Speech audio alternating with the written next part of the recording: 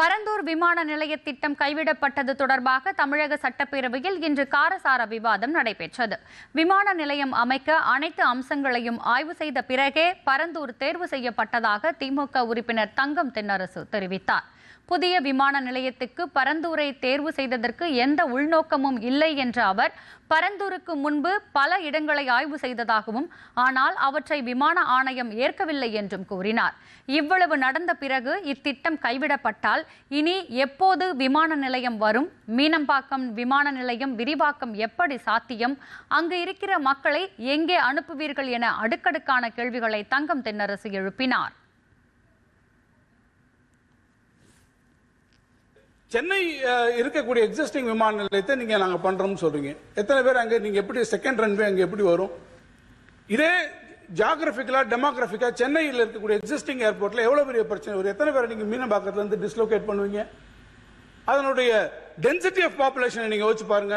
சுற்று வட்டாரத்தில் நிறைய பிரச்சனைகள் இருக்கு. ஆகவே நாங்கள் சொல்வது, ஏற்கனவே அங்கே இருக்கக்கூடியவர்கள் ஏறத்தாழ 2500 மேற்கொள்ள பட்டா நிலங்களை வைத்திருப்பவர்களுக்கு காம்பன்சேஷன் கொடுத்து அக்விசிஷன்லாம் முடிந்து ப்ராக்ரஸ்லாம் வந்ததுக்கு அப்புறம் இந்த திட்டத்தை கைவிடுவது என்பது தமிழ்நாட்டினுடைய ஒட்டுமொத்த பொருளாதார வளர்ச்சிக்கும் அது நிச்சயமாக எதிரானதாக இருக்கும். அந்த வளர்ச்சிக்கு உதவாது. பரந்தூர் விமான நிலையத்திற்காக கையகப்படுத்தப்பட்ட நிலத்தை என்ன செய்ய போகிறீர்கள் என அதிமுகவின் எடப்பாடி பழனிசாமி கேள்வி எழுப்பினார். நிலத்திற்கு கொடுத்த இழப்பீட்டை மக்களிடம் இருந்து திரும்ப பெற முடியாது என்ற அவர், இது தொடர்பாக அரசின் விளக்கம் தேவை என்றார். மாண்புமிகு எரிசக்தித்துறை அமைச்சர் முழுமையான விளக்கம் கொடுக்கல.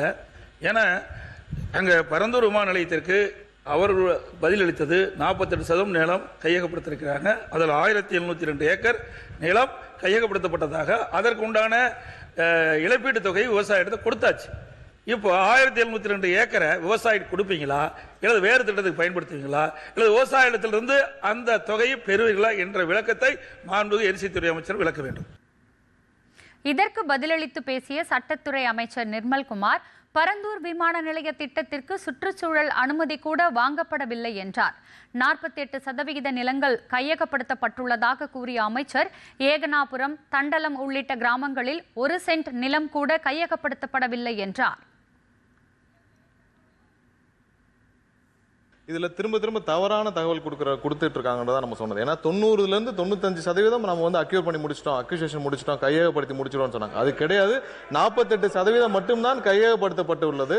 மீதி எல்லாம் அதுல 1500 ஏக்கர் நீர்நிலைகளாக இருக்கின்றதா நம்மளுடையது. இது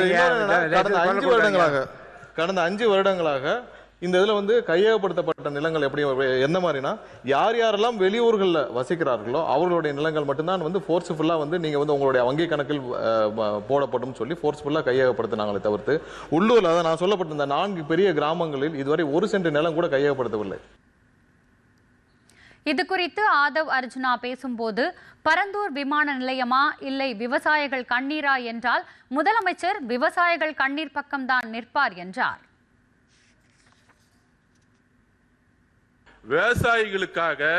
விவசாயிகளோட கண்ணீருக்காக கிட்டத்தட்ட 2 போகம் அங்க விவசாய உற்பத்தி பண்ணிட்டு இருக்காங்க. 2 போகம். இத்தனை ஏரி இருக்கு, 381 ஏரிகள் இருக்கு. இதுக்காக விவசாயிகள் பக்கம் நிக்கிறதுக்காக தான் இது கேன்சல் செய்யப்பட்டதை தவிர இதுல எங்களுக்கு எந்த விதமான அரசியல் உள்ளீடும் இல்ல. பரந்தூர் விமான நிலைய திட்டத்திற்காக கையகப்படுத்தப்பட்ட நிலங்களில் மாற்று தொழில் திட்டங்கள் செயல்படுத்தப்படும் என தொழில்துறை அமைச்சர் கீர்த்தனா தெரிவித்தார். மாண்புமிகு உறுப்பினர் கேள்வி கேட்டிருந்தாரு. இந்த திட்டத்தை கைவிட்டுட்டீங்க, கையகப்படுத்திய நிலத்தை என்ன பண்ண போறீங்கன்னு. மாற்று தொழில் திட்டங்கள் மக்களை பாதிக்காதவாறு கையகப்படுத்தப்பட்ட நிலங்களில் செயல்படுத்தப்படும். இதன் மூலம் தொழில் வளர்ச்சி மற்றும் வேலை வாய்ப்பு, பொருளாதார வளர்ச்சி இப்பகுதியில் ஏற்படும்.